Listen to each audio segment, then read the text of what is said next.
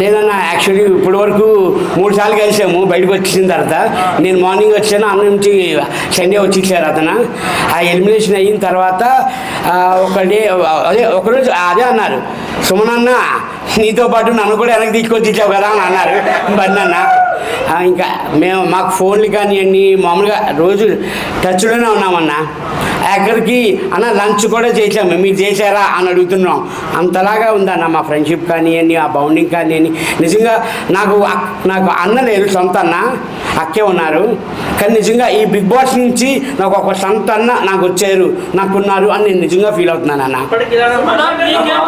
100% అన్న. మా ఊపిరి ఉన్నంత వరకు ఇలాగే ఉంటామన్నా. అన్న మీ గేమ్కి వస్తే మీరు 2 వీక్స్లోనే పబ్లిక్ చూసుకుంటే 2 వీక్స్లోనే వస్తారనుకున్నారు, కానీ మీ గేమ్ ఎక్కడి నుంచి స్టార్ట్ అయిందని మీరు అనుకుంటున్నారు?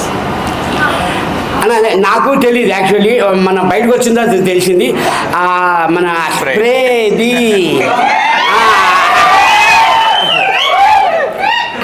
అది నిజంగా నాకు కనబడలేదన్న. ఇటు వస్తుంది అన్నదే చూసాను నేను యాక్చువల్లీ. నిజంగా నేనైతే వాడేది ఎప్పుడూను. అక్కడికి వెళ్ళిన తర్వాత నాకు అది తెలిసింది యాక్చువల్లీ. అన్న ఆ స్ప్రే వల్లే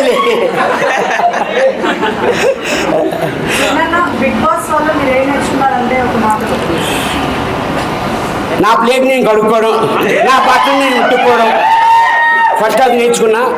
ఇంకోటి ఏంటంటే అందరితో మంచిగా ఉండాలి, అందరితో బాగుండాలి, గొడవలు పెట్టుకోకూడదు. గొడవలు అయితే నేను పరిగెత్తేవాడిని, నాకు అంత భయం గొడవలు అంటే. ఎందుకంటే ఒక్కొక్కరు అందరూ అంటున్నారు మీరు మాట్లాడట్లేదు, గొడవలో ఇన్వాల్వ్ అవ్వట్లేదు. అది ఇప్పుడు నామినేషన్లో కూడా సరిగ్గా మాట్లాడట్లేదు అని చాలామంది అంటున్నారు నన్ను. అది ఎందుకు అంటే మన పిల్లలు నా ఏజ్లో తక్కువ ఏజ్ వాళ్ళందరికీ నా పిల్లల్లా నేను చూసుకున్నాను. నిజంగా చెప్తున్నాను, కనబడడానికి యంగ్గా కనబడతాను కానీ నాలో తక్కువ ఏజ్ వాళ్ళది. నిజం చెప్పాలంటే అంటే మన పిల్లలు కదా, చిన్న చిన్న పాయింట్స్, కానీ తప్పదు, అక్కడ ప్రక్రియ కంపల్సరీ చేయాలి. అందుకే అంటే మీ నామినేషన్స్ అన్నీ కొన్ని సిలీగా ఉంటాయి అని అంటారు.